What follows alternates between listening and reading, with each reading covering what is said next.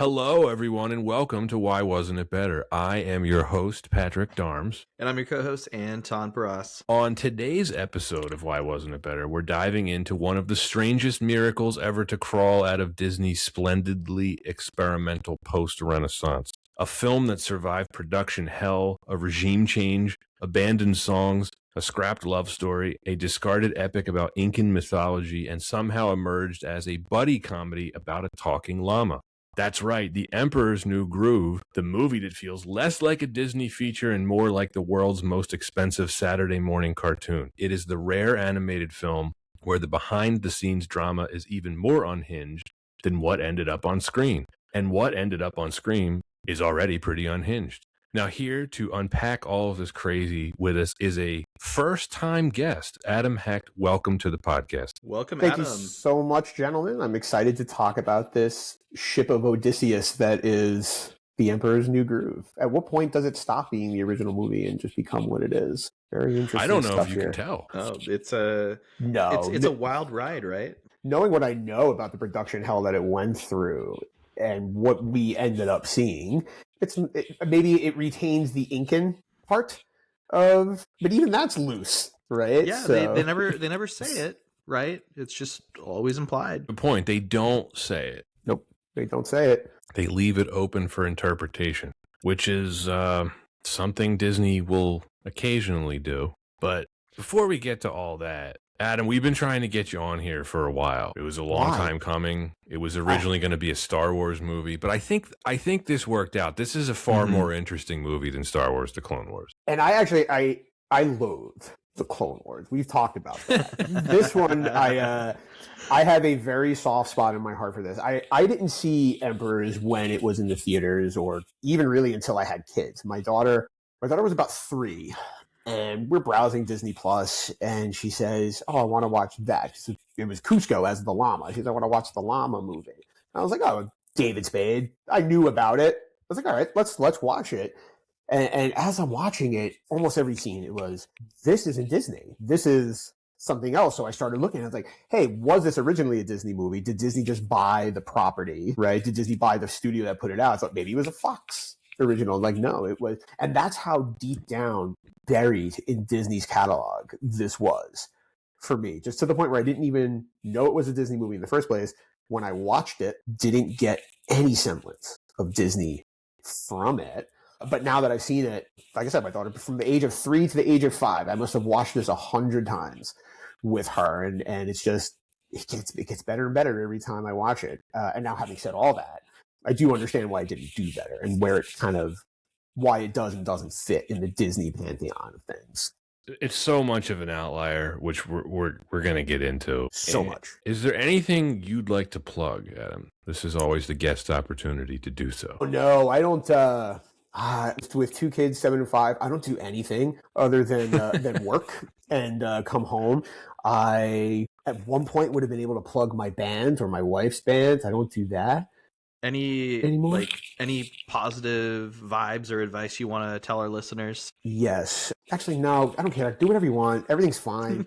just keep listening. Keep listening to Why Wasn't It Better, and keep telling your friends about Why Wasn't It Better. And I don't even have social media to plug, which is a fun thing to say. On good for you. It's a whole part of your life you don't have to worry about.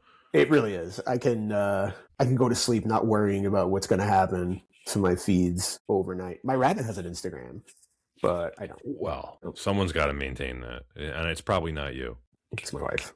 Yeah, I figured. Trivia question for you, Anton, or maybe Adam. You might know the answer to this. This is the second film that we have covered featuring a song sung by Tom Jones. What is the first film that we've covered? Oh, was it a James Bond film? It was. It's like on the tip of my tongue. I'm trying to think of which one. It's a Connery movie. It's a Connery. Did he sing the main song? Yeah. Yeah. Oh man, I'm gonna be so embarrassed if I don't get it. I'm like right there. You're just trying to cycle through them in your memory banks. It's fun for me because I have no skin in this game at all. I'm just watching Anton try to remember which episodes of his own podcast he recorded. It was a while ago, like, to be fair to him. It was literally a couple years ago at this point. You only live twice. No. Thunderball. And And it makes sense as you say it. And then technically, Tom Jones plays a character in this film. He does. He does. Theme song guy. The Tom Jones song from this movie is,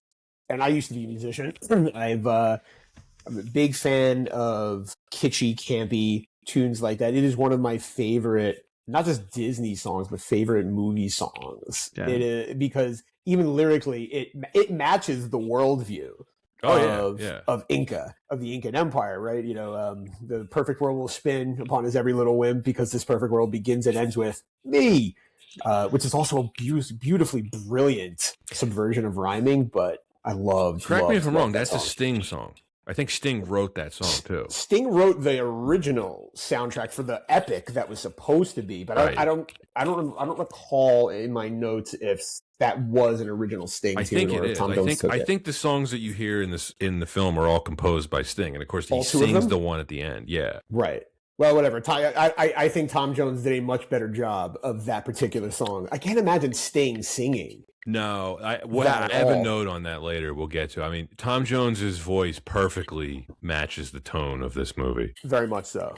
What a fun singer. So. He's kind of underrated at this point. Yeah, I'll throw on "What's Up, Pussycat." Tom Jones, sip on some bourbon, call it a Friday. Do you remember his random role in Mars Attacks? Wow, wow, so funny.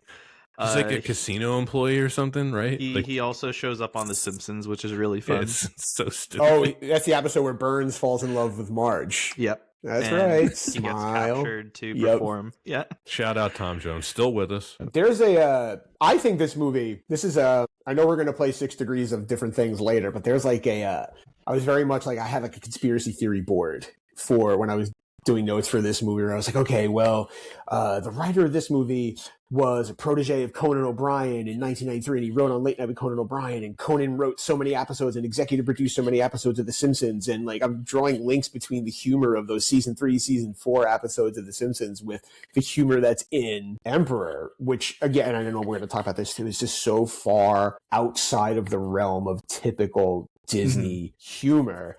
I think the connections are there. I think the connections are there between David and Conan and Simpsons SNL style writing that lends itself really well to this being a very funny, very hilarious movie that is not at all a Disney movie. Well, let's get into it then. Let's do it. On that note, it was released on December 15th, 2000 by Walt Disney Feature Animation. It was directed by Mark Dindal, or Dindal, depending on where you live.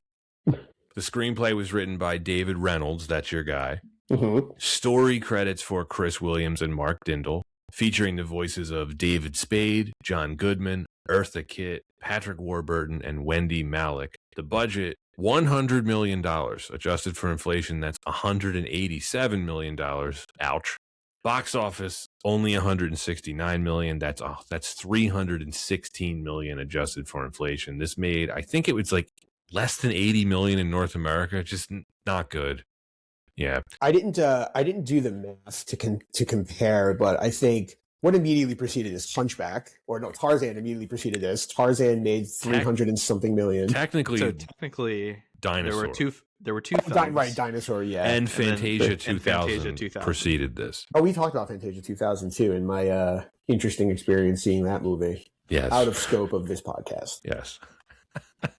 But yeah, this was Disney's lowest performing animated film since The Black Cauldron in 1985. Bad. Very bad. Did well critically, 86% Rotten Tomatoes score. Why did we choose this? I mean, Adam, you were already starting to give a great answer for this, but I mean, put it in a bow. Why did, like, you immediately, when I gave you a list of, I think, like a half dozen films to appear on, you immediately jumped all over this one. Because, as we've been saying, it's so interesting to me that Disney put out a movie that it's not a Disney movie. I think what you said earlier, like, it's a zany Saturday morning cartoon. And I think that encapsulates what it is for me too. Like, it's got elements of Mel Brooks. It's got elements of The Simpsons, elements of Tex Avery, elements of Looney Tunes. What it doesn't have is anything that made Disney successful for the previous 10 years ahead of this movie. Like, if you were to watch Little Mermaid, Aladdin, Lion King, Tarzan, and then this, and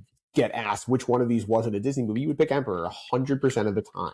It's just a very interesting, almost, I don't know what the decision was to put this out. I don't know whose decision it was at Disney to put this out in the form that it was and slap the Disney logo on it. I'm glad they did. I'm very glad they did because I like the movie, but it had to be a crazy decision-making process, especially given what we know now about the production. Yeah, it's amazing that this is a coherent film, considering everything that we're going to talk about that it went through. It ended up being a giant swing for the studio, which I wrote down, but Anton, I'll turn it over to you in a minute. It really is an outlier, not just because of the content and the tone, which we'll talk about, but Disney usually doesn't make accidents. This is kind of a happy accident of the end, like the end product. They hadn't really gone in a direction like this, but they weren't trying to make the film that they ended up making here. And unfortunately, like we were saying, it was a complete box office bomb. I didn't see this in the theater. I saw this probably a couple years after it came out, but it didn't resonate with me at the time. It kind of grew on me over the years. And I think the main reason for that with me is, so when this came out, I was 12 going on 13. So I was aging out of that animated Disney thing. Like the age demo is the proper way of saying that. So it didn't resonate with me. I didn't know that many people who saw it.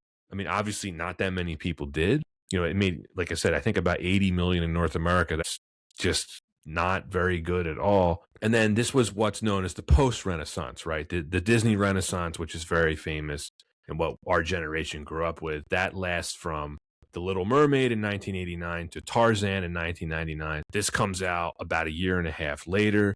Disney is, give credit to them, they're really doing some experimental movies. Like Fantasia 2000, that's an experiment. Dinosaur was a new thing for them because it was their first CG animated film. This was unlike anything they had ever done. And then they would follow this up with, I mean, frankly, just a lot of stuff that didn't make money. Atlantis, The Lost Emperor, Treasure Planet was a huge bomb.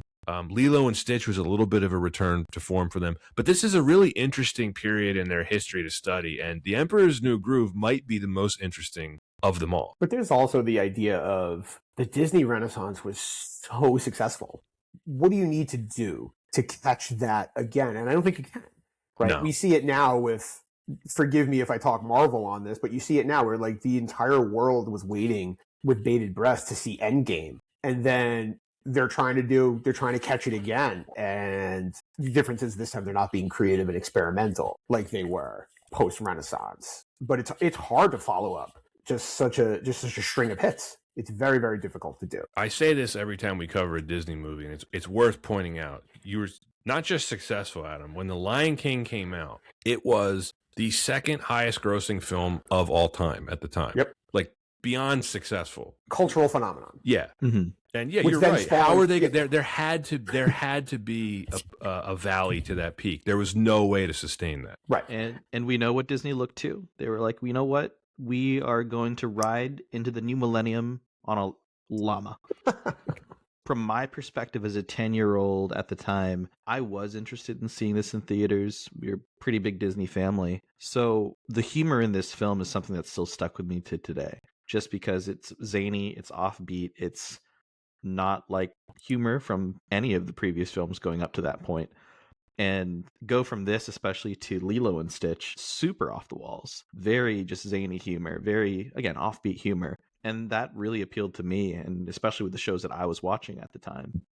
Adam, you made the point of there was a Simpsons-esque humor and quality to the writing here. And I felt that in the dialogue. And we'll touch a little bit on the people behind the scenes that really made that work. And even just these amazing actors, these actors voice acting to really bring it to life.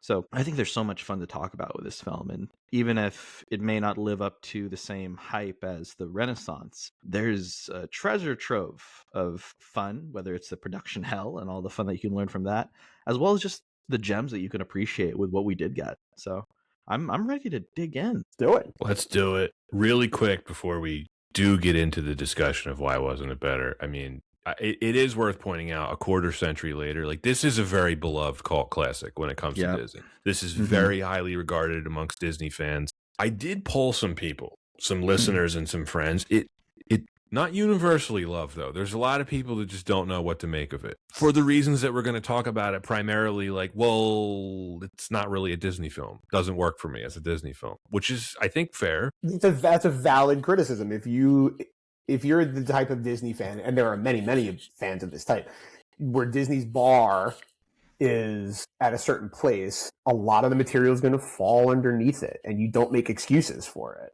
which is fine. But I can understand that why Disney purists see this and are like, no, this is not on my list of good things. So the final thing we have to do this, Anton, even though this is is this movie rated G? Let me double check that. Yeah, this seems like a PG. Even though it's a PG rated Disney film, I still think we can connect this to the 6 Degrees of Warren Beatty's sex life. Warren Beatty was so excited. Yeah, he was prolific in what he did on and off the field. For starters, without even doing the research, I was like, well, he for sure banged Eartha Kitt in the 60s. No, didn't. No evidence of it. Shocking. Wow. I know. So our connection to Warren Beatty's conquests here comes from John Goodman. I knew it. John Goodman to Billy Crystal to Julie Kavner, Simpsons connection, to Carly Simon. John Goodman lent his voice Monsters Inc. with Billy Crystal, who was in Forget Paris with Julie Kavner, who was in This Is My Life, the soundtrack of which was done by Carly Simon, who famously dated Warren Beatty, who left so much of an impact on her that she wrote You're So Vain about it. That's a good connection. That's not some passing connection. That's someone where Warren, deeply impacted her Made an life. Impact. What a trip that's got to be when someone writes a #1 hit about you. And it's about what a jerk you are. Dick Tracy was a big part of my childhood. We covered that. I know. Fun movie. It's a ridiculous movie. But they're wacky in a very different way.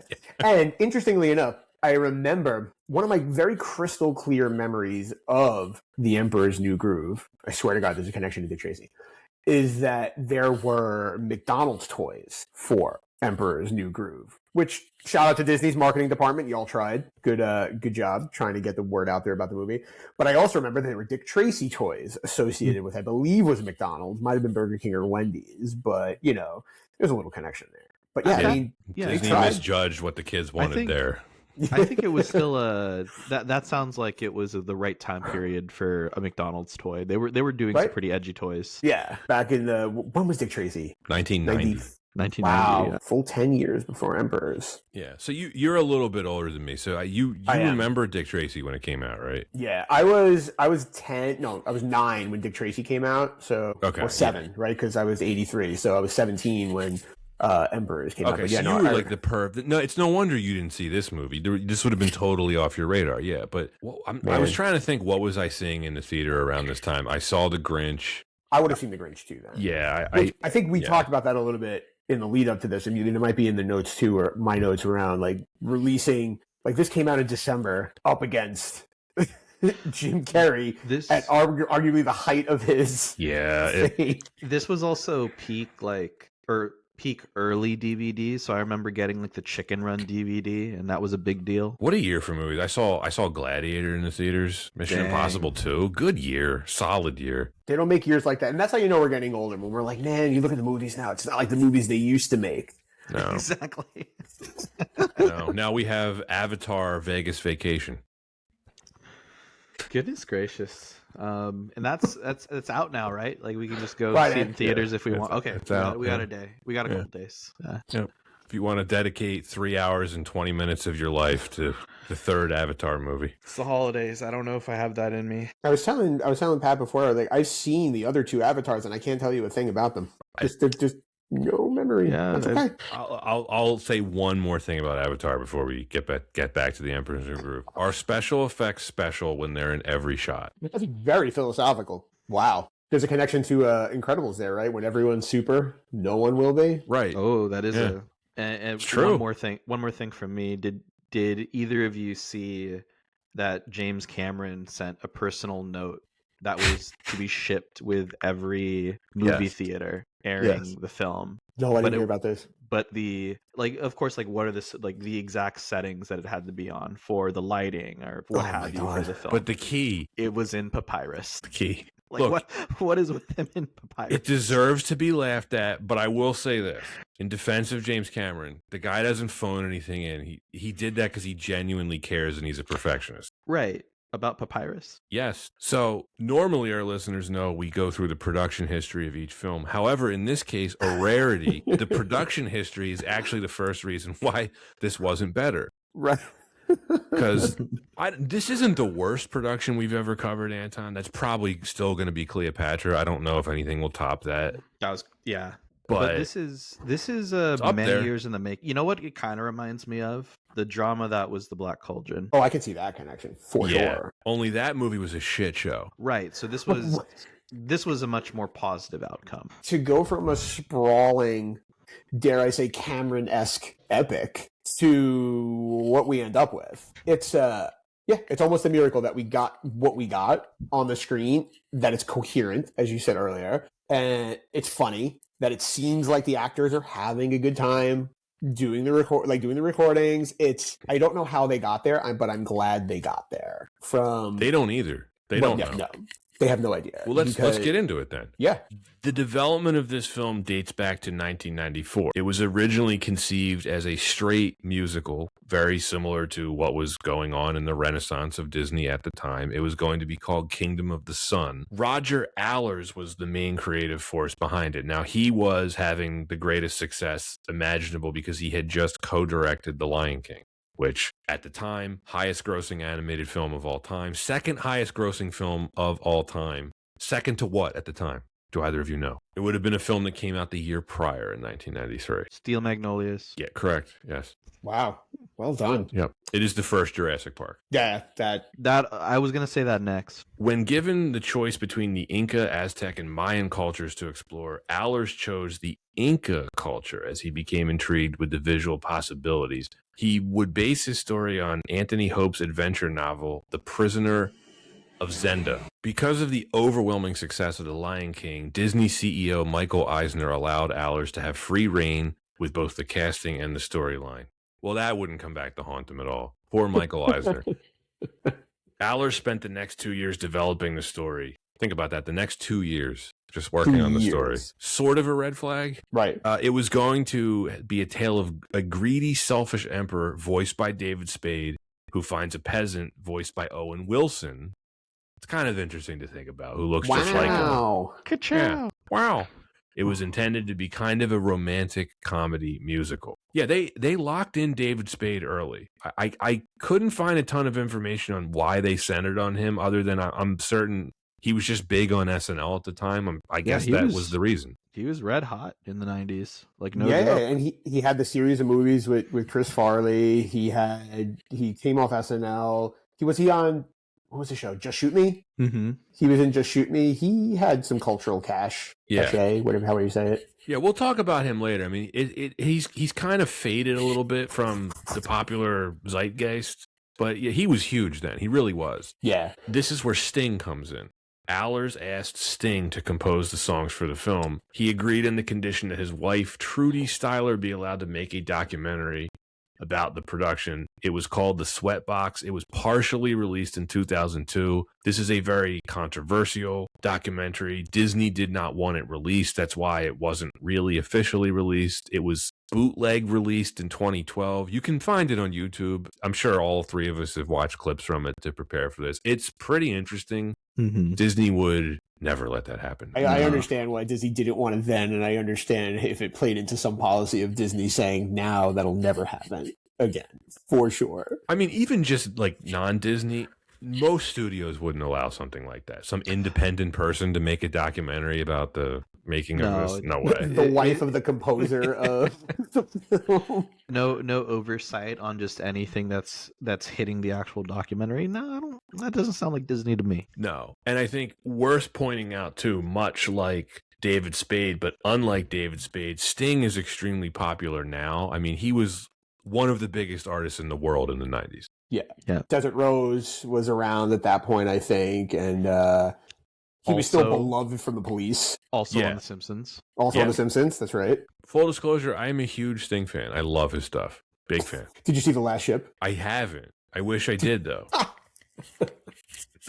Great songs in that. He's prolific, man. He does all different kinds of stuff. And I can also understand why he was interested in this film, right? Like he was, he loved world music, loved experimenting with different instruments. So I can very much see him getting into the, hey, what kind of sounds would ancient Inca society have made? Can we reproduce these, right? And how he ended up with a Sting, whatever Sting wrote, becoming what Tom Jones performed in The Emperors is probably a fun story. It's got to be a fun story. Yes, that's a really good point you make about him. And he had been actually doing already stuff with South American music for a while. His 1987 album, Nothing Like the Sun, was so successful in South America that he actually recorded a Spanish language version of the album and released it as a separate Spanish specific album the following year. Like it's pretty significant.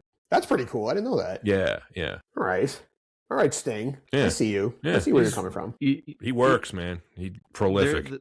There's a level of dedication that you just appreciate with an artist like that. In the same way that I get wowed when I know that Phil Collins did the international vocals for the Tarzan album too. Banger of an album. Phil Collins, banger of a musician. Oh yeah. I'm a big time early Genesis fan with him on drums. So, but yeah, man, like I have a hard time seeing Sting remaining associated though, as this gets, and I'm sure we'll talk about it, as it gets like closer and closer to something that's like comedy, zany, funny. I don't know. I feel like Sting would have had problems with the lack of seriousness that starts happening. He absolutely did. I mean, he composed 8 songs originally. That were very closely related to the plot and the characters, like you would imagine. And again, you can see this all sounds like one of the Disney Renaissance films so far. They're like, oh, it's right in line. Right. So right when this is going on, Pocahontas and The Hunchback of Notre Dame come out in 95 and 96. Both of those make good money, but they perform below expectations. They were looking box office. They were looking Academy Awards. Yep. Yeah, I remember that quote that it was right before Katzenberg got ousted before, and he was like positive that Pocahontas would be nominated for Best Picture. Like that was the bar that they had set for themselves. Now, what does this have to do with The Emperor's New Groove? Well, those 2 films that we mentioned, Pocahontas and Notre Dame, Hunchback, they don't do as well as the studio hoped. So Eisner and the other executives, they felt that the project was getting too ambitious, too serious. They had early test screenings that didn't go well. They decided that the film needed more comedy. So they bring in Mark Dindal, or Dindal, depending on where you live, to co-direct the film with Roger Ehlers. The voice cast, they start to announce them more, but they had already brought in David Spade. And by the summer of 1998, they realized Kingdom of the Sun was not far enough along in the production to meet the summer of 2000 release. It was reported that the project almost got shut down. They felt that Allers' vision had, quote, too many elements, end quote. You know, Anton, we often talk about the studio meddling. I completely see why they were concerned. This is like 4 years now where they're like, what's going on with this movie? Yeah, and as this is going on, it's just you could only imagine if there was like a ticker of how many millions of dollars they're wasting. They were keeping track. Yeah. Oh, they were keeping track. Oh yeah, they knew dollar by dollar. But it's also like thematically, right? You have Pocahontas and Hunchback, historical, vaguely considered. You can see those as being kind of sweeping epics contained in the reality of something that actually happened, right? You know, being set in a historically somewhat accurate and identifiable timeline. Yes. Somewhat. No, you could say like, okay, the Hunchback takes place in this era in France. Pocahontas takes place in this era in the Americas, right? It's no, and if those didn't do well, right? And if you look at The Lion King, where it's just it happens in Africa, there's anthropomorphic animals everywhere. It's more divorced from reality than Hunchback and Pocahontas. So to me, like, if I'm a studio head, I start thinking, well, maybe nobody wants to see big, serious epics right now. They want something different based on how these last 2 perform. And then there's the financial pressure, which is, as always with Disney, they're like, well, we have a deal with McDonald's and Coca-Cola. We have to meet this summer 2000 release date. We can't deviate from it. This film has been in development for 4 years. You haven't animated a single cell yet. Tick tock, tick tock, yeah. tick tock. I see their point. I really do. They're like, what happened here? Mm-hmm. So they get Allers and Dindal to try to work out a pared down film, but the 2 directors had different ideas. And just sidebar, I do enjoy saying Dindal, so I apologize if I'm it's a fun name. Keep it going. Keep it going. So this is kind of funny, and how you knew they were in trouble, because both of us have seen stuff like this in the business world. They broke the staff into two teams, one under Allers, one under Dindal, and effectively had them run a bake-off to see which version got to go. Oh yeah, that's how. That's the real efficient play to make a solid movie, solid progress. Well done, Disney. I'm sure Eisner was cracking up when he was ordering that. Because he knew. My bet is Michael Eisner was. I know a lot of Disney people hate him, but what he built the company into, especially in the Parks and Experiences division. But he had a good run. He had a great run. Yeah. He had a great run. He made some really solid calls, and I have to imagine that he, at this point, was potentially sick of Allers' shit, right? Because if I directed The Lion King, you better believe my ego is the size of anything. And I want what I want, and I want it now, and I will not deviate from my vision. So I wouldn't be surprised if this is a way for Michael Eisner to say, I'm not going to fire you. You are going to fire yourself. You're going to produce a lesser product than what Dindal is going to produce. Dindal proposed a complete tonal shift into a comedy, and the executives really liked this idea. Allers allowed Dindal's version of the film to go forward, and then he tapped out. He stepped down as co-director. Here's the problem. By this point, they had only completed 25% of the film, and they had spent $30 million. Oof. A lot of money for a little film. Yeah. And it's also worth pointing out, by this point, one of the issues with the back half of the Disney Renaissance is the film started to get prohibitively more and more expensive. One of the fascinating things about The Lion King, I think it had a $40 million budget, and it made $950.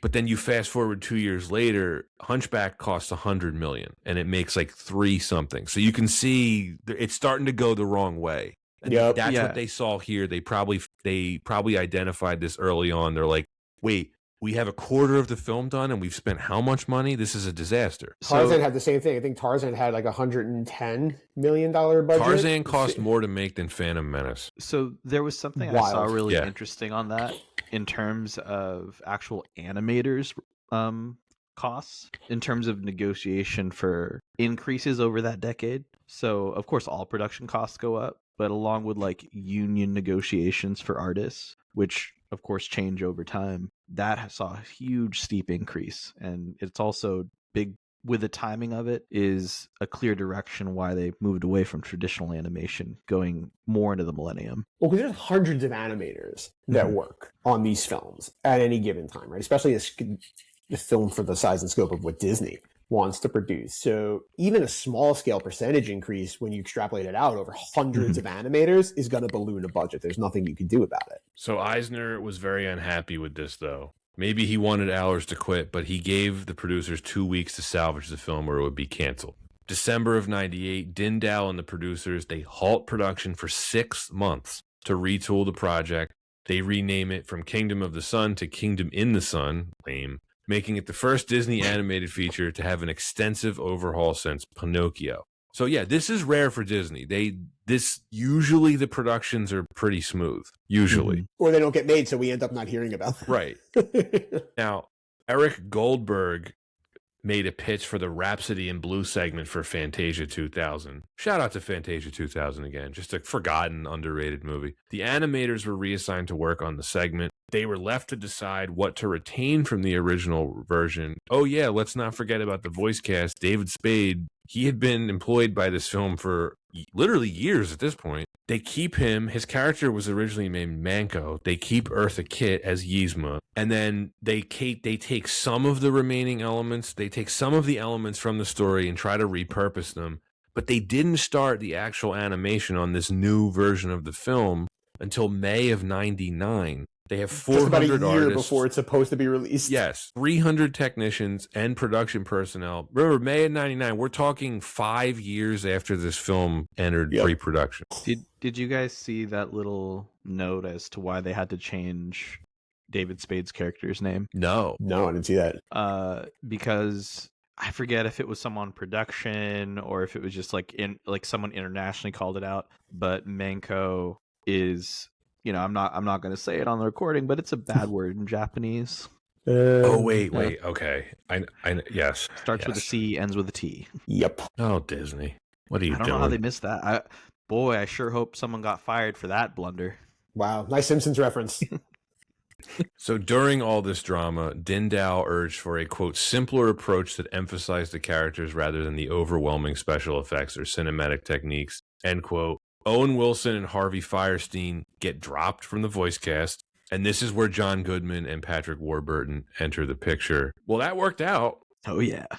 Kronk, I think, one of the all-time great henchmen / buddies in a film, which I think around that time he was probably doing. Was he doing The Tick at that time? Was he still riding high off of David Puddy? Late 90s. Tick was around then. Yeah, but I think I mean, his voice is just so recognizable from Seinfeld as David Puddy. Yeah, so he's one of the most prolific voice actors ever. Yeah, I mean, if any listeners don't recognize the name, I mean, just think Joe from Family Guy, of course. He also played, I forget the character's name very famously in Archer. What was it? Oh. Yeah, you know Rip Riley. Yes, that was a great character. Great character. In the Heart of Archness 3-part episode. Great stuff. And then there's a bunch of stuff we can't even mention. I mean, his voice has been in so much stuff. It's I can't believe I forgot one of my favorite, Brock Sampson. Oh, of course, yes. Venture Brothers. One of my faves. Oh my gosh. Probably his best role. My favorite role of his, I'll tell you that. Yeah. I haven't thought about Venture Brothers in years. Well, I wrote it down later in the notes. The animation and humor of this film reminds me of Venture Brothers. Yes, 100%. Yeah. 100%. By the way, remember Sting was working on this film? He was. What happened to Sting? Well, he started to develop scheduling conflicts because... Well, as one does when a project goes on for 5 years. Right.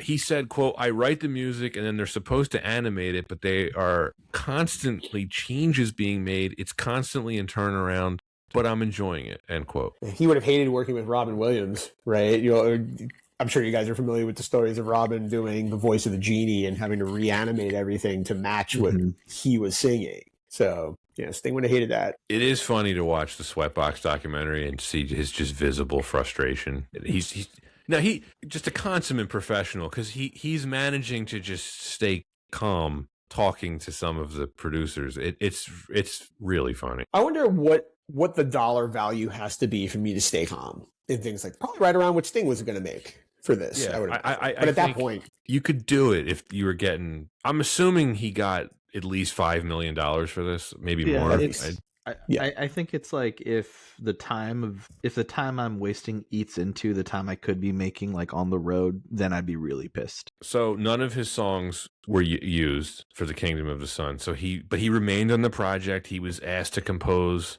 because at this point they decided this is not going to be a musical. But I would imagine they made the decision. Well, shit, we're paying Sting anyway. We might as well get a couple songs out of him. Mm-hmm. And, you know, as a part of a larger thing, not really a sidebar, but I think by Tarzan's end, they had made a decision to like, we need to move away from these musicals. Hence, that's why it's known as the post-Renaissance. But they asked him to do a song at the beginning of the film and at the end credits. So we have this Perfect World song that opens the film. They originally asked Sting to perform this song, but he declined, saying he was too old to sing it and they should find someone younger and hipper, so they go with someone who's 11 years older than Sting, Tom Jones. But far hipper. Far hipper. Yeah, you can make that case. They even made him a character in the film as theme song guy. Thus, so the hipness of it.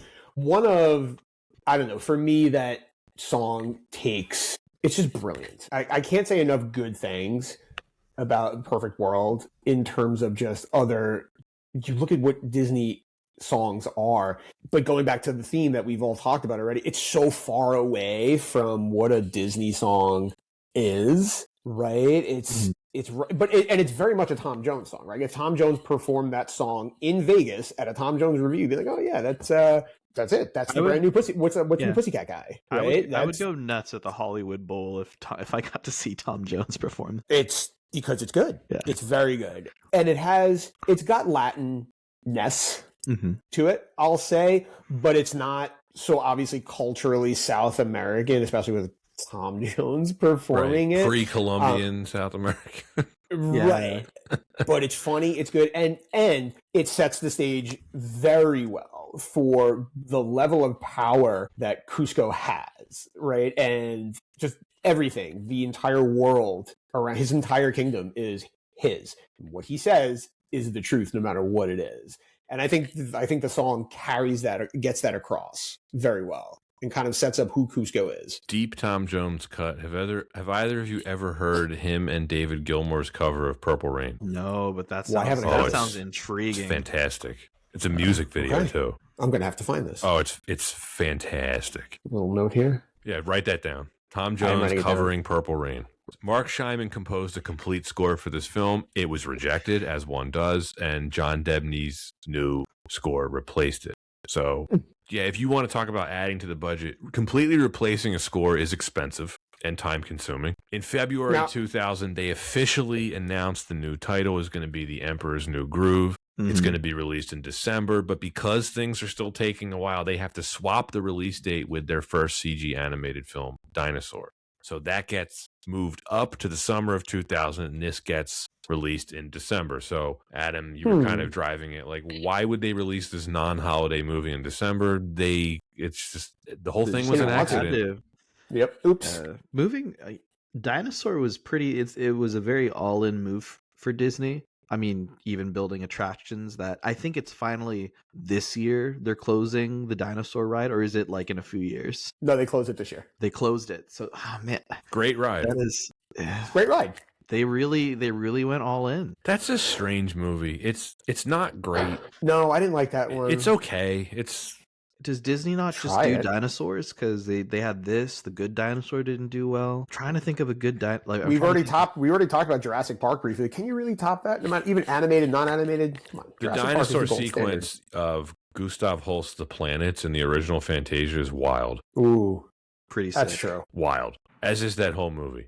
Just what a good movie. One of the coolest movies ever. So I'm curious what you guys think on this. If this came out in the summer, how does it do? Oh man, I mean, it's got a lot of competition in the summer too. If they invest the same kind of marketing that they did for the December release, I don't think it does that much better. I have a hard time thinking it does that much better either. Yeah, maybe slightly, but we're gonna get into it. I mean, it is just not a typical Disney film. It doesn't fit the mold, and that's what we keep coming back to. Because I don't think you can talk about this film without that particular lens, even the time that it was post-Renaissance, the production hell that it went through, which, as you noted, was just hasn't been seen at Disney since Pinocchio back in the 40s, right?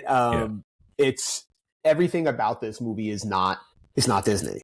It's just not. So let's say it gets released in July instead. What's it up against? It's up against Disney. Walt Disney Pictures released The Kid in 2000. When was the last time anyone thought of that movie? Wow. Never.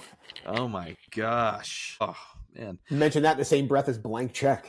Wow. There you go. I think of Blank Check way more. I'll tell you that. Oh, interesting. Yeah. Scary Movie released in July. So that's big for Dimension Films. Gladiator was in theaters. Yeah. Mission Impossible was not that those are competitors to a Disney movie, but that's what was dominating the box office that summer. Yeah. And Pokemon the movie 2000. That would crush this. Yeah. That would crush this. Yeah, I mean... Yeah, because Pokemon would catch everyone. My son is 7, loves Pokemon now. So everything from 7 probably up to... And now I was 17 at the time this came out, right? In high school, lots of high school age kids were playing the Pokemon game. Pokemon probably would have dominated it from age 7 up to age 20. I think they would just, this would have gotten crushed. That's what I would have seen. And then there's just the ultra dominant film that just eclipses everything else. Nutty Professor 2: The Clumps. Of course. Yes. Eddie Murphy's finest hour. Yeah, I mean, Clumps. We can do the rest. I mean, I have a section in the box office. We can just talk about it now. I mean, this gets released in December. It gets annihilated. It opens at number 4. Yeah. Oh. Yeah. For a Disney movie, ouch. So this is what it was competing with in that December. The Grinch, Castaway, What Women Want, Vertical Limit, and Miss Congeniality outperformed it. Finding Forrester. That was it. Vertical Limit, is that Chris O'Donnell? Yeah.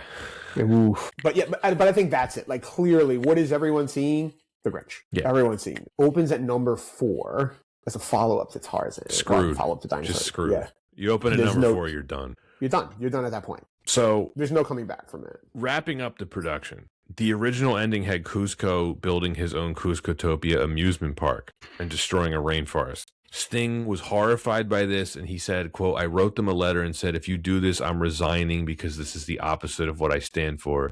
I've spent 20 years trying to defend the rights of indigenous people, and you're just marching over them to build a theme park. I will not be party to this," end quote. Well, fictional indigenous people, but I understand Now, Sting's point. if you think Disney wouldn't bulldoze many acres of rainforest to build a theme park if they thought there was profit in it, Oh, they would.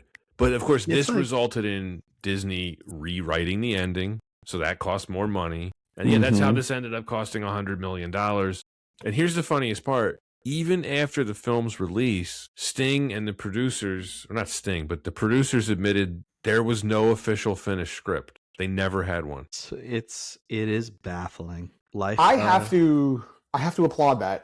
Yeah. I'm a huge fan of faking it till you make it, and wow, did you ever fake this one till you made it? Did we finish the script? No, I don't know. Spade and Goodman can improvise. They'll be fine. Yeah. Who You know, needs a script? life finds a way. Life does find I a don't read way. a script, man. A script reads me. Can you imagine this? This had to have a red carpet release. David Spade's on the red carpet. He's like, I don't know what the heck that was. He's like, yeah, I have no idea why this took this long. I don't know. Because if you think about it, if you're David Spade, he probably didn't work that many days on this. And he saw it from the beginning. He saw it from a sprawling South American epic into a zany buddy comedy that finishes in under 90 minutes. So I just love it if he sees it on screen. He's like, I'm a llama. what? I didn't know that. Oh, okay, well, I see it. Well, let's talk about the storytelling now, and we can talk about the good things. I mean, it's simplistic, but very coherent film considering they didn't have a script. The dialogue is at times chaotic and just neck break speed. We've seen that in some other dialogue, but The jokes per minute. but it just So works. high. It just works.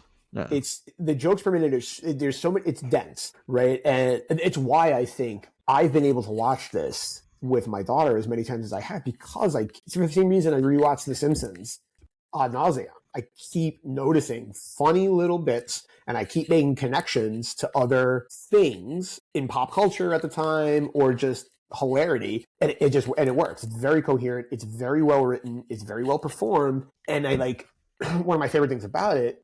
And this is a literature nerd in me coming out, is that it still retains a bit of quote unquote epic, because it starts in the middle of the story, right? You get David Spade as the llama talking about himself when he's like caught in the rain, which, correct me if I'm wrong, is another bit of non-Disney stuff, right? Breaking the fourth wall. The fourth wall is broken pretty often. Well, that whole sequence with "Yep, that's me." How is that just not a Goodfellas reference? I didn't think of that, Anton, but I think you very well could Now that be you say right. it. But Yeah, Right? Like you are right that most Disney movies do not start off in medias res. Like, yeah, it's new for them, right? Like Aladdin, you can make the argument starts long after the story finishes, right? Yeah. Because there's that theory that the peddler is the genie, and he's telling the story about how he got free because he's voiced by Robin Williams. But other than that, no, Disney has a very concrete formula of beginning, middle, end. And here you meet the main character, one of the main characters, after he's already in trouble. And then you go back and you see what happened, and it's fun and it works, but it's not Disney. there's no princess. There's no talking animal sidekick because the talking animal is the main character. Excuse me, squeak squeaking a squeak squeaker, squeak squeak squeaking. Squeaking. There's no romance, although I would argue Cusco and Pacha is the romance, and then That is quite the bromance. Yzma and Kronk is another romance. It's not a traditional Disney romance, so to speak. But there's even no there's no family drama. There's no evil brother or uncle in this, right? Pasha has a wife, 2 lovely kids. The wife is pregnant. Like, they're clearly a very happy family, part of a very happy village. So all the drama comes in the interpersonal relationships there. Yeah, the drama comes from the Grand Vizier. Grand Vizier, that's right. Oh. Yzma. Oh man, what a creepily animated villain Yzma Straight is. out of Warner Brothers or Ren and Stimpy or something like that. Yep. Oh, Ren, that's it. Mm-hmm. So when Yzma wakes up and has the cucumbers on her eyes, I was like, it always rubbed me the wrong way. But now that you mention it, it rubs me in the way that Ren and Stimpy does, where it like zooms in ultra close on something disgusting. Yes. That's it. The food stuck in her teeth. It's Mm-hmm. all that kind of stuff. I was watching this the other week with my nieces, who are a little bit older than your kids, Adam, but like they're like 9 and 7, just marginally. They liked it a lot, but they very astutely pointed out, they're like, this is a weird Disney movie. If kids now are saying that, kids that are coming off of Tarzan and Lion King absolutely caught that. And they probably caught it in the ads for it, and we're like, I don't want to see that. No, they ate it up, but I mean, they're right. And look, you said it earlier. The criticism about this, I think, is valid. If you are going to the theater in December of 2000 to the latest Disney movie, and let's say you're taking your kids, you're like, what the heck is this? Yeah. It does not fit that same branding, right? Like, I hate to kind of compartmentalize, but I think it makes sense when going from a brand perspective. You have like what is considered like a Disney joke. It's going to be something a bit, maybe it's nothing ever too edgy. It's going to be a safe joke, and you can laugh and go along, and the dialogue's very sweet. But you have something like this, and some of these jokes are probably going to go over kids' heads. Yes. So I know a lot of people that are involved with Disney, and at the parks anyway, Disney has what's called the Disney look, right? Cast members who work at the park have to have a certain look about them. And what that look is depends on what your job is, right? Obviously, if you're an actor, you're playing Gaston, you have to be built a certain way. If you're a princess playing Ariel, you have to have red hair. Kind of like if you play for the Yankees. Yeah, right. No sideburns, Don Mattingly. Right. No sideburns. Right. But yeah, so like to your point, Anton, there's very much Disney. There's Disney approved everything, right? Animation styles, jokes, scripts, references, and I'm just willing to bet that almost all of what's in Emperors was an experiment by them to subvert that. Even I said this earlier, right? It reminds me very much of Looney Tunes Tex Avery style slapstick humor, right? Than anything Disney, and I grew up loving Droopy and Screwball Squirrel and all the Tex Avery characters. So like, I think that's why this resonated with me, but that's the humor. At one point, Cusco hits his head and he has like the stars and the birds and the swirly eyes of like a Tex Avery cartoon. So it's very much not Disney. It's all the little things like they're like, we didn't order a trampoline, like all that kind of stuff. Kronk looks at the screen. He says, why do we even have this lever? By all accounts, it doesn't make sense. The sequence at the diner where there's way too long of a birthday sequence to run interference. Yep, that's the best scene in the film, right? The diner sequence. Everything about that whole piece is just fantastic. That scene gives me very like almost Monty Python vibes, right? With the spinach, no spinach, spinach, no spinach, go in and out around the door. What if she's like, can I get this as a side? And he's just like, fine, but I'll have to charge you full price. Yeah. All that stuff. Oh, that's fine. Yeah. Great scene. It's my favorite part of the film for sure. That whole sequence of the diner leading up to Yzma and Kronk at the house, and Kronk's playing jump rope with the kids. It's all of that. It's you can't break this down. It's just pure mahogany. And all that stuff. I think the Simpsons aspect of it too. It's something where it feels like there's like a joke every 3 seconds. Because remember at the beginning of the diner scene, they're about to like feast on whatever the heck that bug thing that they were going to eat. But then point that into again, Yzma and Kronk are going to see them, but then all right, let's run some interference with the birthday song that gets stuck in your head. Yep. But then there's also the menu. Right. Right. They pick up the menu, they hide. They pick up the menu, they hide. Again, joke dense. And that's too, right? Like that's what I was saying earlier, where David Reynolds was working with Conan in '93 at late night. Like he had to pick up some of that, I think, from Conan. And he was also, I think he was involved in SNL before Conan. So I think so. Yeah, I think so. You know how I told both of you that I polled some listeners and friends about, because I was like, we're going to cover this film. What do you think? I had someone respond, big Disney fan, and they said, I wish Disney did more movies like this. And I was thinking about that because like we're all positive on this. Like I can tell, obviously we're positive on this, but I don't wish Disney did more movies like this because the whole reason that this happened was an accident. So to wish for that, I think, is wishful thinking. There's no chance of them being able to recreate this kind of lightning in a bottle.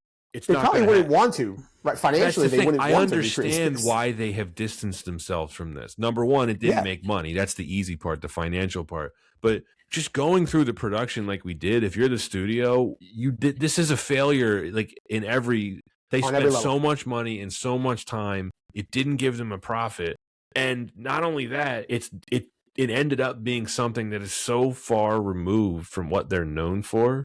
They couldn't make this again if they tried. There's no way. Yeah, I think there's aspects of the film where you can dissect it and say, yeah, this is it's a very happy coincidence that this was successful, whether it's the speed at which the dialogue, focusing on the humor. Other aspects that I think probably could have improved if there had been a bit more time and effort is whether it's like the background scenes, the animation. I feel like that could have been way tighter. I think that's where, if you point to the cult success with home video for Emperor's New Groove and say, well, there's learnings from this, I think that Disney did take those learnings and did apply them, because then how do you get Lilo and Stitch a couple years later? It's a good point, because Lilo and Stitch kind of continues. We keep using the word zany, which I think is the right term for this another Simpsons reference. Why does the plan have to be zany? But yeah, Lilo and Stitch kind of leans into a bit of like toilet humor and more Looney Tunes-esque kind of stuff, slapsticky kind of stuff when he gets in with the agents. So yeah, I think that's a really good point, that they learned something, right? But Lilo and Stitch is also very much, to me, a return to something closer to the Disney formula. Precocious child, going on an adventure that is like kind of low stakes, but also high stakes for Stitch. Definitely different than more of an emotional core, though. I'll say that. Yes, right. Where like as a kid, if you see Emperor's New Groove, I don't know. When I saw it as an adult, I was hit in the face with, man, if the leader of my society decided he wanted to knock down my house and make me homeless, that would be terrible. But as a kid, I don't know. Are you invested in that? Like, do you even get that? Right. So there's almost no. It's less of to your point, less of an emotional core in Emperors. They have to, and they establish it by the end between Kuzco and Pancha, but it's not there at first, right? Like it's to develops. A kid. I don't think a kid gets that. It really gets those stakes. No, but you're right about Lilo and Stitch. The emotional core is much stronger. It's there from very early on in the film, and from a production standpoint, Lilo and Stitch is the total opposite of this. It was cheaper to make, not marginally. It had an $80 million budget, but the $20 million is a lot. Yeah. It had a much shorter production. It had a very tight A to B linear script that did not go through. It actually had a finished script, unlike this film. So total opposite of what happened here on The Emperor's New Groove. Even though, like to your point, Anton, yes, they tried the zany humor again. They clearly did take certain elements of what they thought might have been successful from this film and repurposed it into something better. But yeah, I mean, they could not make this film again if they tried, and they wouldn't want to. Yeah, they couldn't. I mean, you can't get Tom Jones again for Lilo and Stitch. You got to have Elvis. They could do AI Elvis at this point with that Sora deal that they've done. What's equivalent today? So if Disney has a film, well, yeah, like if something happened like that today, where let's say Ed Sheeran was tied to a film, like a Disney film that was supposed to release in like 2026, they're like, shoot, like he's not gonna stay on. Let's find like a singer, Norah Jones. Do they pick Norah Jones? Blink-182. I suppose.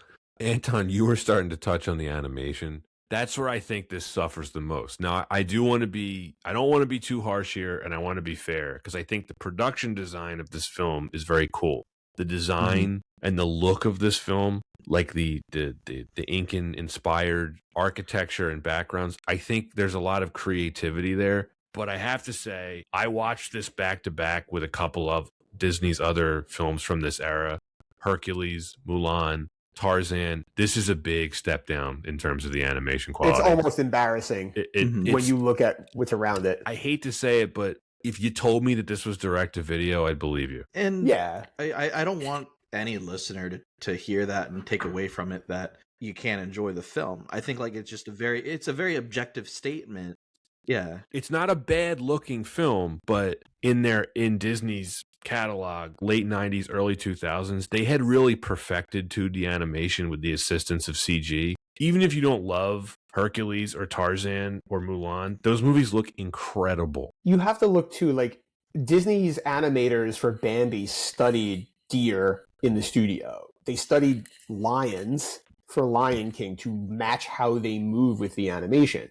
With Emperors, what I noticed most is that the backgrounds, the still parts, are excellent. Like, you get a sense of scale of Cusco's palace, right? When they're at the end and they're dropping out of his nose.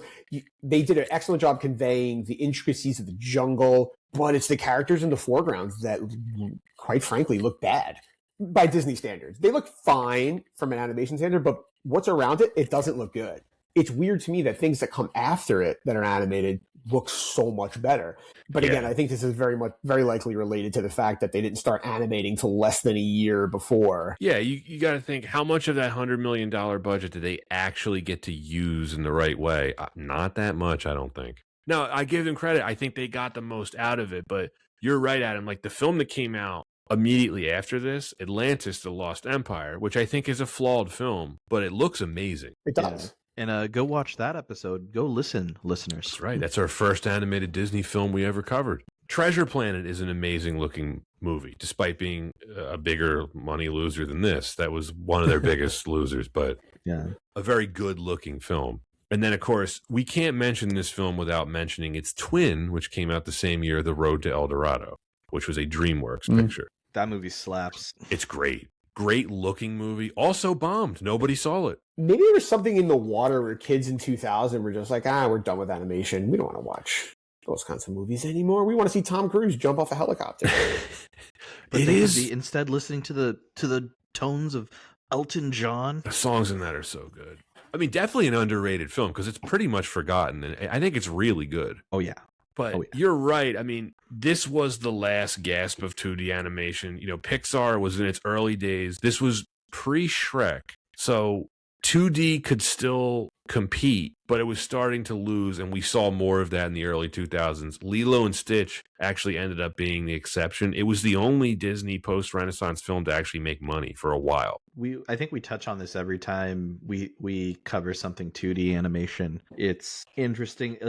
I think it's still interesting today, where there seems to be a want for more 2D animation, but it just seems so cost prohibitive to do anything fully for any studio. Yeah. Hey, OpenAI to the rescue. Right. Man. Don't get me started. There's a whole... I think a lot of people our age long for the 2D stuff. I really miss it. Look, the 3D stuff, I like a lot of it. It's great for a lot of different reasons, but there's something about the 2D stuff, the imperfection of it, I miss. Because everything with the 3D, it's so perfect and clean and crisp and pristine. And I commented on this to you, Anton, on the Anastasia episode. I was recently watching the original 101 Dalmatians. Mm-hmm. What an amazing looking film. Everything in it looks like a sketch. It's like a little sloppy, but that's what I missed. There's no way you could recreate the same tone and aesthetic with 3D, right? No. Like that just has its own tone. But even 2D animation now is all done digitally. And yes, it's hand-drawn on a tablet with a stylus. Mm-hmm. So they can click and drag and drop certain things. It's not like what used to be, even for this, where, scene to scene, you had to animate the same thing twice. You're drawing it the same way multiple times, and you have to be consistent. And to your point, Pat, that leads to certain imperfections and things, which to me is more fun on a rewatch, because I like to pause things. I like to catch those little things like, oh man, it's slightly different color, or there's one little difference from the scene to that. I enjoy it, especially in a movie that's already as joke dense as Emperors. I'm like I said, I'm rewatching it, and I'm rewatching it for enjoyment. I was actually worried that without my daughter there laughing at it with me, I wouldn't like it as much on my rewatches leading up to this episode, but boy, was I wrong. It is just great. Characters for this film. I mean, to me, the characters are it. That's why it's good, right? Like, it's for the dialogue, delivery. Yes. Yeah. I think, but that's what I'm. I like the voice cast a lot. I have to say, if I want to pick nits, Kuzco is very funny, but I don't find him likable or interesting. Is it why Kronk became the focus in sequels? Yes, I think that is it. Yes, Because Kronk is the one with the most. Kronk's redemption arc is stronger than Kuzco's from a storyline perspective. Yeah. Right. Like Kronk starts out willing to murder the Emperor. Yeah. And by the end, he's teaching the Cub Scouts. Yeah. Right. Yes. So Kuzco is still an emperor at the end. Yeah, there's a more likability. I think the likability factor, I think you make a really good point, Pat. And even with that, it's like I love Pacha, okay? Just very soft spot in my heart. Always loved me some John Goodman. But I think without like really the lead being likable, like that's going, or as likable as, not as likable as he should be or as they should be, I think that's not going to be good for any film. So a little tough that the llama doesn't quite give me the cuddly tingly feeling. That's the David Spade character though, right? Mm-hmm. His character in Tommy Boy, his character in Black Sheep, the whiny little guy who is perpetually the thorn in the side of the real hero, right? Chris Farley being the real hero, and the other two in an Emperor's, right? Like Pancho is the one with the conscience. He's the one who wants to do the right thing, and it is the one that I think the audience identifies most with. So, I can see why they wrote Spade's character the way that they wrote it. But yeah, I think I agree with you guys that it's like, if the audience doesn't like the character with the most screen time and the most lines, you start to get into a position of, we start to get in a position where the movie doesn't make very much money. Well, another factor, I was just thinking about is just like Disney is famous for villains, right? Yzma just, to the hardcore fans, iconic villain, but like I don't know if that compelling of a villain. No, she's not. She's funny. Yeah, but funny, but visually scary, as we talked about, but not interesting. No, not really. On paper, she really more so fits the vibe of like a Saturday morning cartoon villain. Sadly. Yeah, that's kind of what I'm driving at here, and you guys are nailing it. I mean, like it's amusing. I mean, more than amusing, it's genuinely hilarious, but not a lot of depth. It's not a Frollo. It's not a Jafar. It's not a Scar. It's a couple levels below that. Well, interestingly, too, right? I mean, no one gets a song in this movie, but for the most part, Disney villains always get a song, right? Like Jafar had his, Scar had a great one. Frollo Ursula had an incredible song. Yes, Frollo.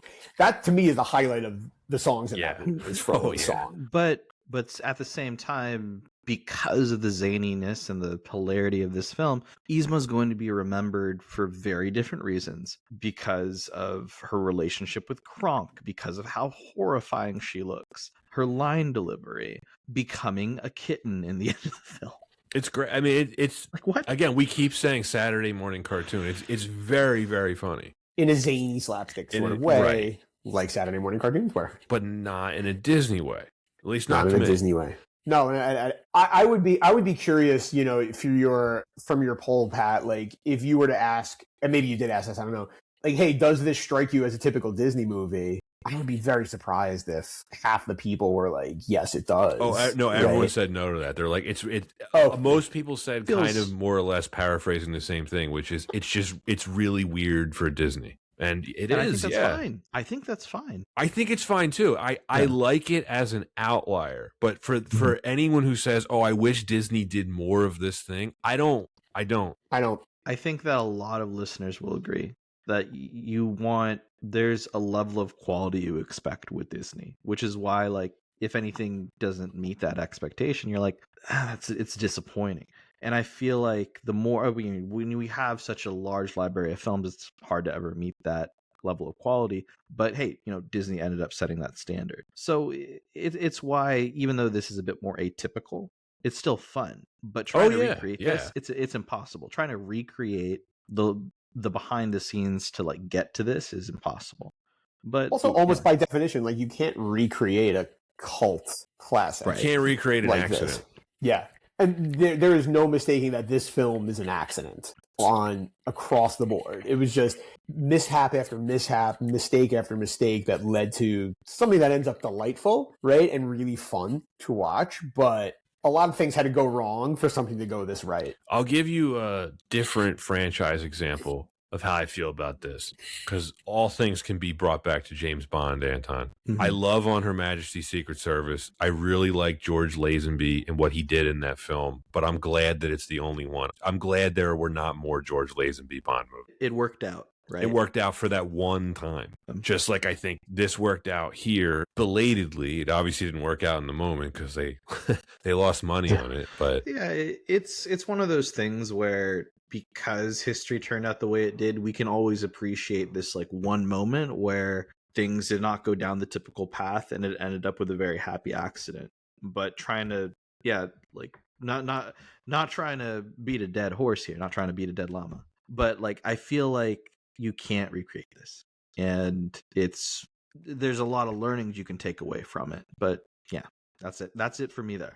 Best thing about this film, the pacing. This just moves. It's like 80 minutes. Yeah, it's a perfect length for a movie like this, right? I think it never drags. Yeah, not to old man this, but like movies are too long now.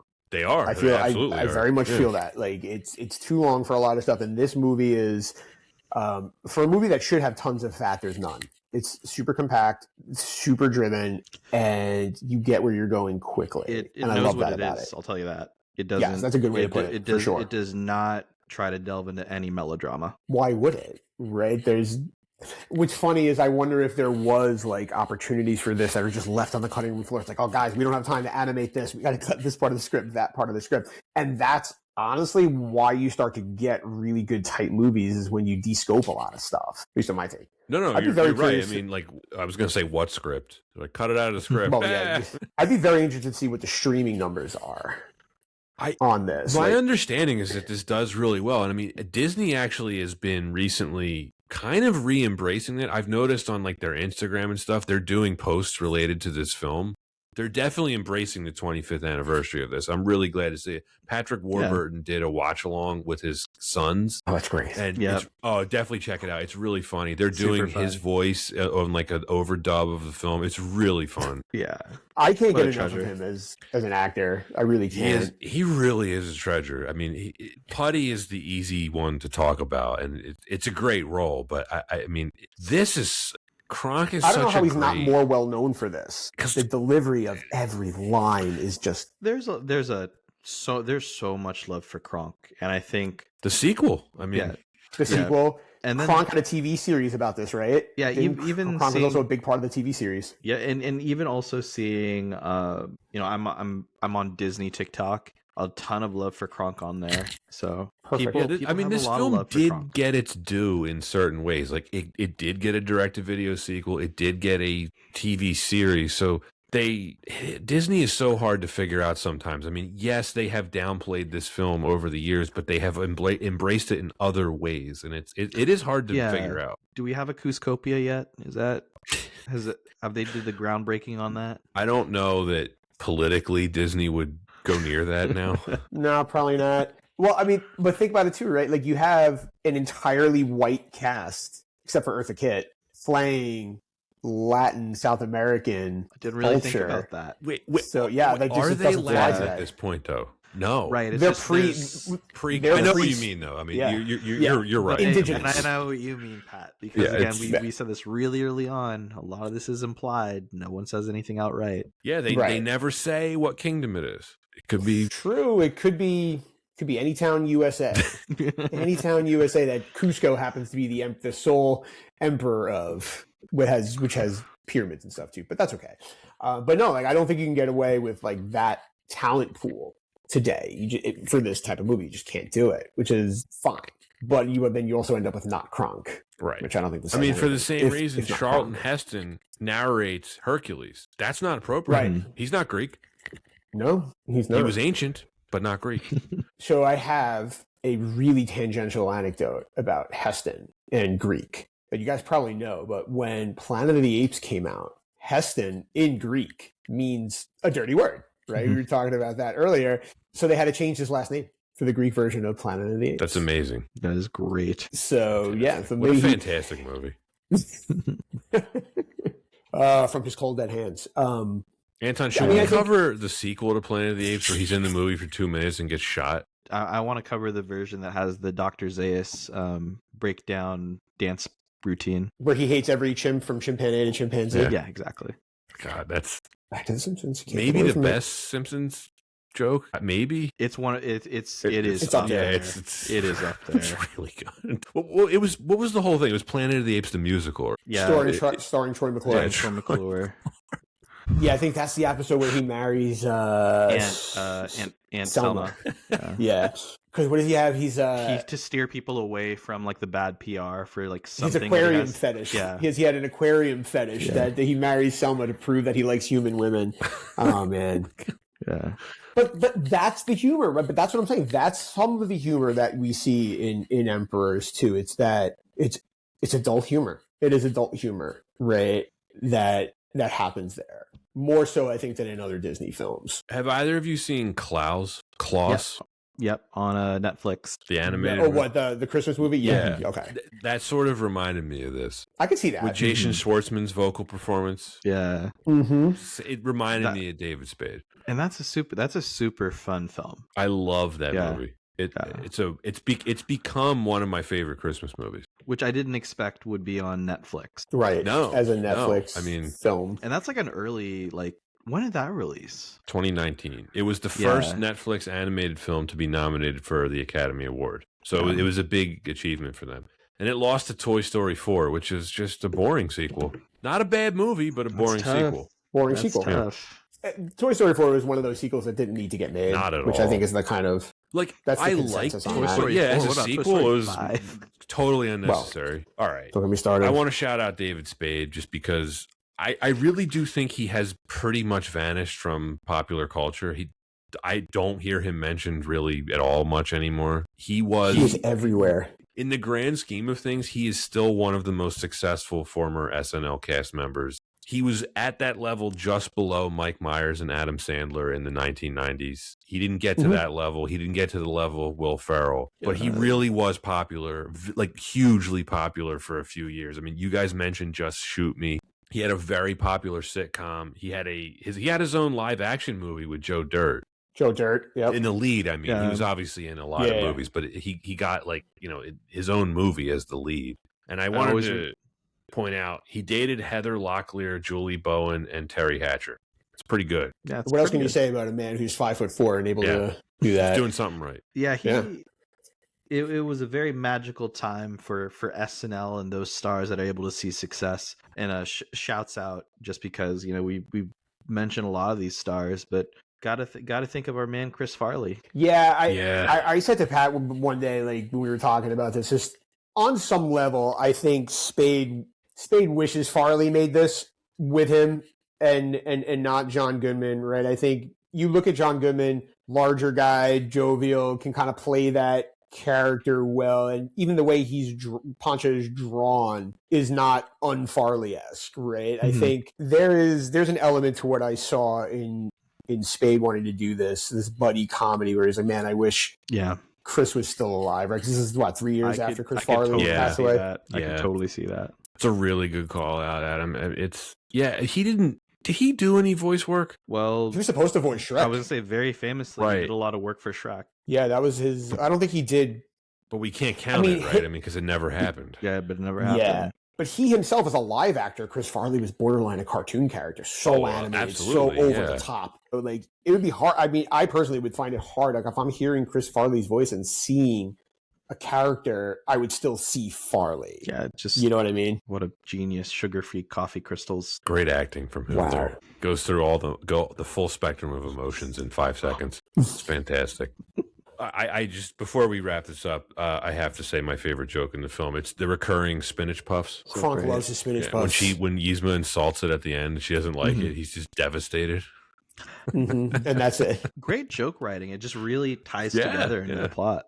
For me, it's the consistent breaking of the fourth wall that does it for me through the movie, where it's either David Spade talking to the camera or Kronk giving the camera like the Jim Halpert look, right? Like it just happens enough, and it's very self-aware. as a movie. Pat, you referenced one of my favorite lines before. By all accounts, it doesn't make sense. Like how they reference their own cartoon logic, and I love when a movie does that. And this does it enough, just enough. Right. It doesn't go over the top. Like I don't know, man. I like Deadpool, but that to me is like excessive. I don't know why, but but yeah, it doesn't. It's not a crutch. They're not using it as a crutch. It makes sense in the writing, and it makes sense for the character to do the things that they're doing. So yeah, it's better than some other applications of it for sure. Well, that is it for the notes. We've gone through all of this. We did it. Yeah. All through the notes, man. And none of you laughed at me about my conspiracy theory board tying this to The Simpsons, and I'm very happy about that. It was a stretch. No, I think it tracks. makes sense. It tracks. I'm going to rewatch this. Because this was like 2000 was like the peak of The Simpsons. Yeah, that was season 10, 11. That's right when they started to jump the shark for me. Yeah. But when Reynolds was writing and all of these writers and animators were coming up, that was peak seasons 3 through 9. You can't get better than that. It's I'm a seasons 2 through 8 kind of guy. Mm-hmm. But yeah, it's just but even then, still 9, 10. There's a lot of classic episodes. Give me any in that range, and I'll watch yeah. it. I mean, it doesn't matter, any episode in that era. I think was it season 10 or was it season 11? There's the episode with like Alec Baldwin and Ron Howard, Kim Basinger. Yeah, that's it. That's so good. Gosh, Homer becomes their assistant. I think that's my favorite episode is the Hank Scorpio episode. That's an early. That's early Simpsons. Yeah, that's season 8. I want to say it's my personal. You only favorite. moved twice yet. Just because of the Bond jokes that are in it are just perfect. Huge. And Albert Brooks, what a great performance he does as Hank Scorpio. Yeah, it takes over the East Coast. We're eventually going to cover the Simpsons movie. We are. It was It was fine. Yeah, it was fine. But like, what's interesting is like they're doing another. Yeah, right? They are. I'm almost doing another one. I don't know if we need another. For who? I don't know if we needed the first one. Yeah, but I don't think we did. Where's the demand for that now?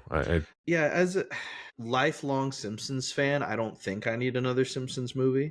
But we definitely do not. I will support you there. I don't think we need any more seasons. Adam, as the guest, you have the opportunity to go first if you want and give your rating. We do the A through F scale, as you know. Okay. You don't have to go first, but you can. No, I'll go first. Do we do pluses? Does that matter? Yeah, you can. Sure, you do. Yeah, you can do it. All right. I'm gonna give Emperors a solid B for me. Solid B. Do I have to give a reason why?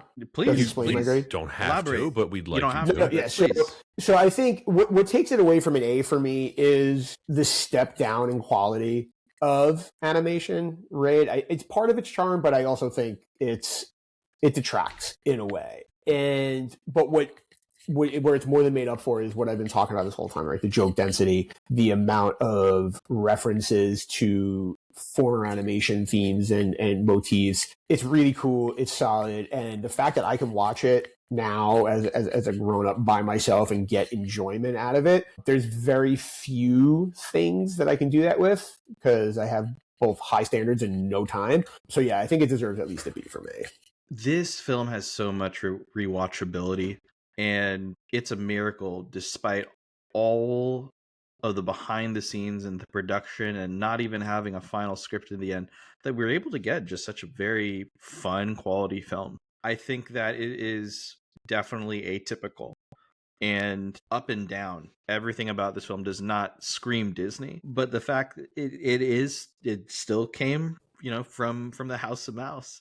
And I feel like that is just something that should be celebrated. People are celebrating it. People do enjoy it. It's on my Instagram feed. It's on my TikTok feed. And I feel like you just have to really respect that. And I think that despite this film not having the same type of emotional core that you get with films from the Renaissance or other films that you think of like quality Disney, I think that this is still it has its own level of quality. It's still quality. Maybe the animation might be a step down, but you have such great quality here in the dialogue and the ability for me to still enjoy the dialogue between some unlikable characters, which again, atypical, but you still have me hooked in and enjoying this film. And I think that is as much something to celebrate for a film that is still compared to its peers. So I do really enjoy this film. I think it has a lot of merit for, despite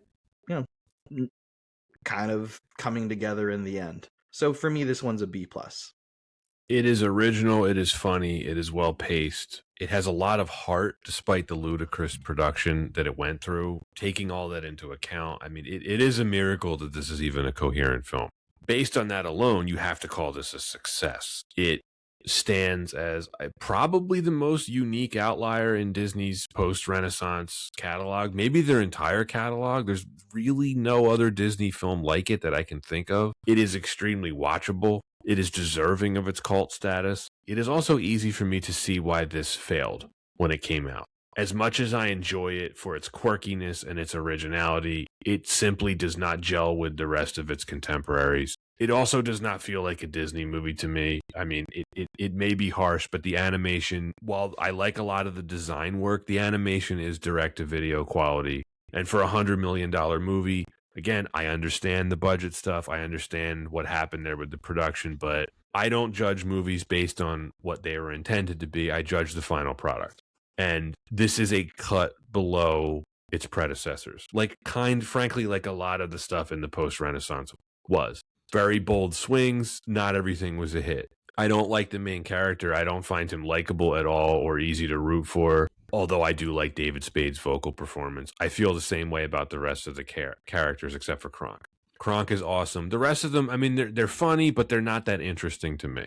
That doesn't make this a bad movie. In fact, I think this movie is quite good. It's low stakes, and I'm going to give this a B-. I think it is solid, but there's an unevenness to it. I like this movie, but I don't love it. I really enjoyed rewatching it, though, and if someone wanted to, if the nieces wanted to watch this again tomorrow, I would do so happily, because at 80 whatever minutes, it's really easy to sit through. It just has some flaws that I think, comparing it to the rest of the Disney stuff from the era, which I'm going to have to do. That's why I give it a B-. Okay. Well, yeah, I think that's fair. Yeah. Run the gamut of Bs here. Yeah. Adam, thank you so much for recording Thank you with guys us for having today. me. This is a ton of fun. This is fun, right? I really dig it. Yeah. Look at that. All right, gents. No stage so fright much. at all there. No. The my former past as a musician helped me through Fair. You're a it. natural. And my job where I sit on Zoom for 10 hours a day probably helped too. But that's, Well, That's then, what we'll it have is. to have you back, Adam. Maybe a Star Wars movie. We can get the hatred out. Oh man, careful. What do you wish for? You want to see me rate something enough? Let me know.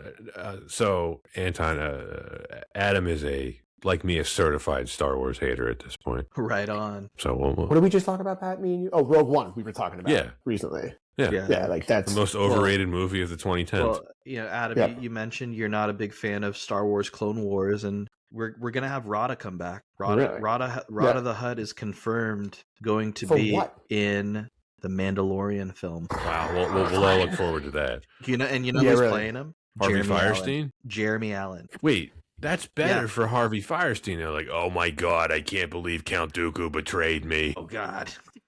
no, but I hate everything I just heard.